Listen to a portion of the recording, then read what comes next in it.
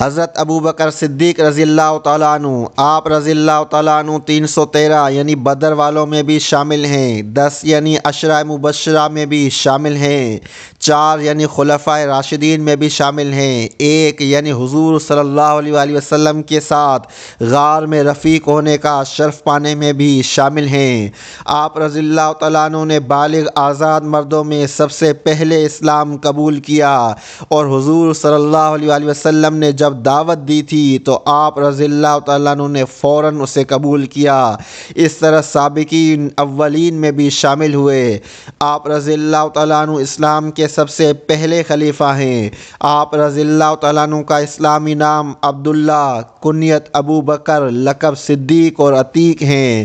نبی کریم صلی اللہ علیہ وآلہ وسلم نے جب قریش کو معراج کا واقعہ بتایا تو قریش نے اس کی تکذیب کی، جبکہ ابو بکر نے تصدیق کی۔ چنانچہ حضور صلی اللہ علیہ وسلم نے آپ رضی اللہ تعالیٰ عنہ کی اس تصدیق کی وجہ سے آپ کو صدیق کا لقب دیا۔ ابن سعد کی روایت ہے کہ جب معراج میں آپ صلی اللہ علیہ وسلم کو آسمانوں کی سیر کرائی گئی تو آپ صلی اللہ علیہ وسلم نے جبرائیل علیہ السلام سے کہا کہ میری اس سیر کو کوئی تسلیم نہیں کرے گا۔ جبرائیل علیہ السلام نے عرض کیا کہ آپ کی تصدیق ابو بکر کریں گے کیونکہ وہ صدیق ہیں۔ نبی اکرم صلی اللہ علیہ وسلم نے ابو بکر سے فرمایا تم جہنم سے آزاد ہو، تب سے آپ رضی اللہ تعالیٰ عنہ کا لقب عتیق ہو گیا۔ آپ رضی اللہ تعالیٰ عنہ حضور صلی اللہ علیہ وسلم سے تقریباً 2 سال کچھ مہینے چھوٹے تھے۔ آپ کا سارا گھرانہ مسلمان ہو گیا۔ والد ابو قحافہ رضی اللہ تعالیٰ عنہ فتح مکہ کے موقع پر ایمان لے آئے۔ آپ رضی اللہ تعالیٰ عنہ کی صاحبزادی حضرت عائشہ رضی اللہ تعالیٰ عنہ حضور صلی اللہ علیہ وسلم کے نکاح میں تھیں۔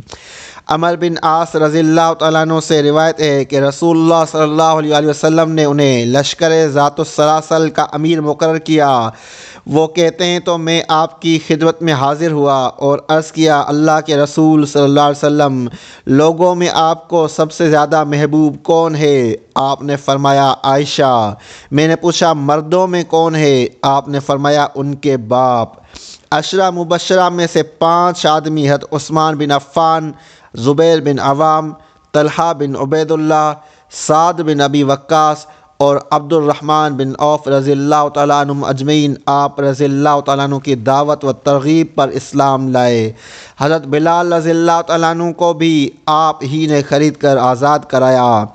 ہجرت کے سفر کے دوران نبی اکرم صلی اللہ علیہ وآلہ وسلم اور حضرت ابو بکر رضی اللہ تعالیٰ عنہ جب غار ثور پر پہنچے تو ابو بکر رضی اللہ تعالیٰ عنہ نے آپ صلی اللہ علیہ وسلم کو باہر رکنے کے لیے کہا اور خود غار میں داخل ہو گئے۔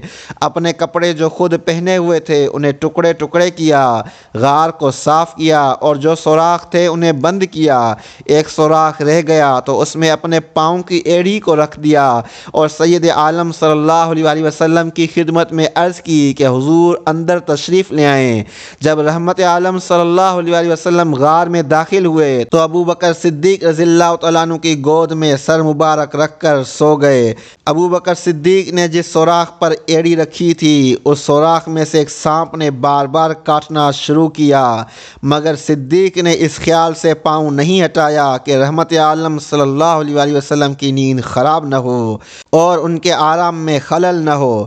لیکن جب آنسوؤں کے چند قطرے رسول اللہ صلی اللہ علیہ وسلم کے رخسار پر پڑے تو آپ صلی اللہ علیہ وسلم بیدار ہو گئے اور پوچھا ابو بکر کیا ہوا؟ عرض کیا یا رسول اللہ صلی اللہ علیہ وسلم سانپ نے کاٹ لیا ہے۔ یہ سن کر حضور صلی اللہ علیہ وسلم نے زخم پر اپنا لعاب دہن لگایا تو سارا درد دور ہو گیا۔ قرآن کریم کی کئی آیات اور احادیث آپ رضی اللہ تعالیٰ عنہ کے متعلق ہیں جن سے آپ کی شان کا اظہار ہوتا ہے۔ رسول اللہ صلی اللہ علیہ وسلم نے فرمایا کوئی شخص بھی ایسا نہیں جس نے ابو بکر بن ابو قحافہ سے زیادہ مجھ پر اپنی جان و مال کے ذریعے احسان کیا ہو۔ حضرت ابو ہریرہ رضی اللہ تعالیٰ عنہ سے روایت ہے کہا رسول اللہ صلی اللہ علیہ وسلم نے دریافت کیا آج تم میں سے کس نے روزہ رکھا ہے؟ حضرت ابو بکر نے کہا میں نے۔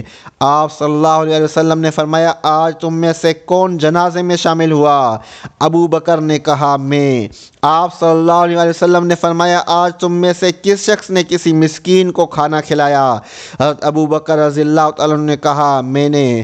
آپ نے فرمایا آج تم میں سے کس شخص نے کسی مریض کی عیادت کی ہے؟ حضرت ابو بکر رضی اللہ عنہ نے کہا میں نے رسول اللہ صلی اللہ علیہ وسلم نے فرمایا جس کسی آدمی میں یہ سب اوصاف اکٹھے ہوتے ہیں تو وہ جنت میں داخل ہو جاتا ہے۔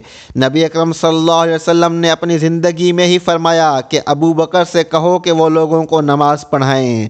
حضرت ابو بکر صدیق رضی اللہ عنہ نے اسلام کی خاطر اپنا سب کچھ قربان کر دیا، جو تھا لا کر حضور صلی اللہ علیہ وسلم کی خدمت میں پیش کر دیا۔ آپ رضی اللہ عنہ بدر سے لے کر فتح مکہ اور بعد کی غزوات میں حضور صلی اللہ علیہ وسلم کے ساتھ رہے۔ جب آپ صلی اللہ علیہ وسلم اس دنیا سے تشریف لے گئے تو آپ رضی اللہ تعالیٰ عنہ نے امت کو سنبھالا، مسائل کو حل کیا، فتنوں کا قلع کما کیا، منکرین زکوٰۃ اور نبوت کے جھوٹے دعوے داروں کے خلاف اعلان جنگ کیا، کئی لشکر جہاد کے لیے بھیجے۔ آپ رضی اللہ تعالیٰ عنہ کے تقریباً 2 سالہ دور میں بہت ساری اسلامی فتوحات ہوئیں۔ آپ رضی اللہ عنہ کی 22 جمادی الثانی 13 ہجری کو 63 سال کی عمر میں وفات ہوئی۔ آپ رضی اللہ عنہ کو یہ شرف بھی نصیب ہوا کہ آپ رضی اللہ عنہ کی قبر مبارک حضور صلی اللہ علیہ وسلم کی قبر مبارک کے ساتھ گنبد خضراء میں بنی۔